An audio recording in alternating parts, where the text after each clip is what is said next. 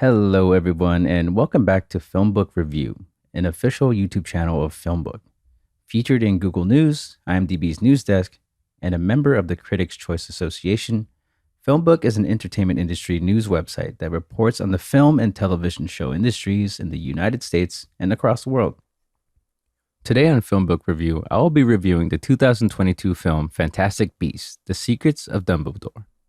Fantastic Beasts: The Secrets of Dumbledore is directed by David Yates, written by J.K. Rowling and Stephen Kloves, and stars Eddie Redmayne, Jude Law, Ezra Miller, Dan Fogler, and Cara Mahoney. This is a Fantastic Beasts: The Secrets of Dumbledore's movie review, and there will be spoilers. If you like our movie reviews, please like this Fantastic Beasts: The Secrets of Dumbledore film review, as that helps us out with YouTube's algorithm, and consider subscribing. Once subscribed, click the bell notification box, and you are all set. Please also consider becoming one of our patrons on Patreon at patreon.com/filmbook. And now, the Fantastic Beasts: The Secrets of Dumbledore movie review. Director David Yates brings the magic of the Fantastic Beasts franchise to a bit of a halt with the unusually mediocre new third film in the series, Fantastic Beasts: The Secrets of Dumbledore. While I thoroughly enjoyed the first two pictures in this set of movies, it felt as if there was something missing in the new picture, namely an intriguing storyline. Though the beasts are, at times, fascinating to behold in this sequence, there are too little of them to warrant the movie in a significant place in the franchise other than as the lesser of the three pictures. With that said, Mads Mikkelsen plays a fine villain and Dan Fogler is in top form here playing a key, heroic character in the film. Given the quality of those two performances in the film, this picture could still find a significant fan base. The film opens with Albus Dumbledore and Gellert Grindelwald having tea and realizing that they are on opposite sides of the fence in terms of where they stand regarding certain issues. Though that's hardly the start of the real story featured in the movie, which revolves around a creature known as a Quillen, which gives birth to twins. Only one of the creatures survives after Grindelwald gets involved and its mother is killed by Credence Barebone. Our heroic lead, Newt Scamander, Eddie Redmayne, lacking a bit of his usual on-screen charisma, manages to rescue the other Quillen, setting the sequence of events to follow into motion. Soon Yusuf Kama goes undercover to infiltrate Grindelwald's operation as the wicked Grindelwald seeks to become Supreme Mugwump. There are other characters on board as well as Theseus Scamander, Newt's brother, and Hogwarts professor Eulalie Lolly Hicks, but the really interesting character in all of this is a baker named Jacob Kowalski who carries a torch for the love of his life, Queenie Goldstein. This movie's story is okay, but it lacks emotional depth. It is basically an excuse for the characters to get together all in the name of good versus evil. Mikkelsen's Grindelwald is power hungry and will do whatever it takes to get to the top. Meanwhile, Fogler's character, Jacob, does what he can to help out and win Queenie back under the guidance of Hicks, who is terrifically played by the very charismatic Williams. The centerpiece of the movie is a sequence where Redmayne's Newt is forced to emulate scorpion-type creatures by putting his hands up and doing an odd sort of dancing movement that makes for a hysterical scene within the picture.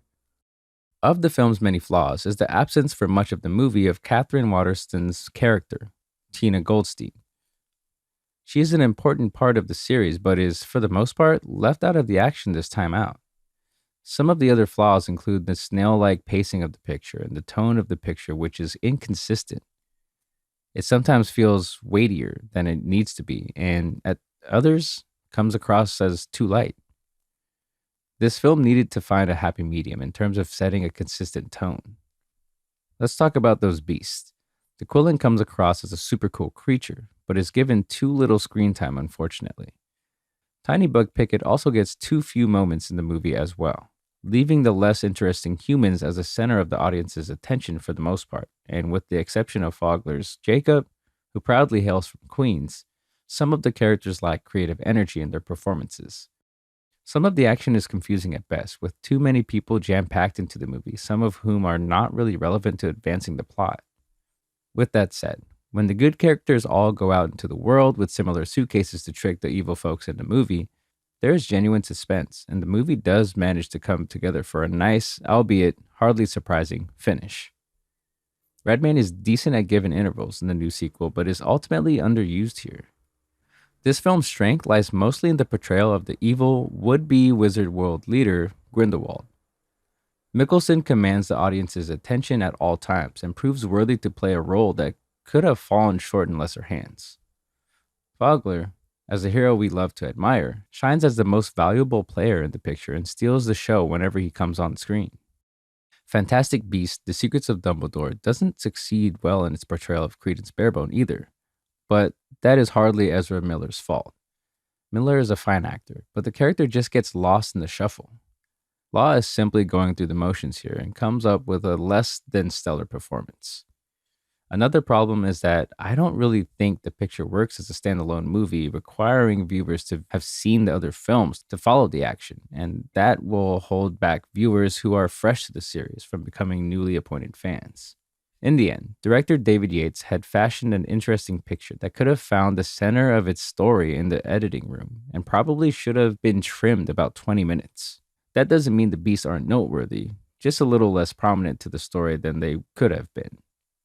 Devoted fans of the series may be more forgiving of the movie's flaws and could enjoy it a bit more. And that brings us to the conclusion of this Fantastic Beasts: The Secrets of Dumbledore movie review. I would love to hear your thoughts on it below in the comments section. If you liked what you heard during this review, please like this video and subscribe to this channel. Please also visit and subscribe to our podcast channel at FilmBook Podcast and our trailer and reaction channel at FilmBook Trailers. Thank you for viewing, and you can watch one of these reviews next.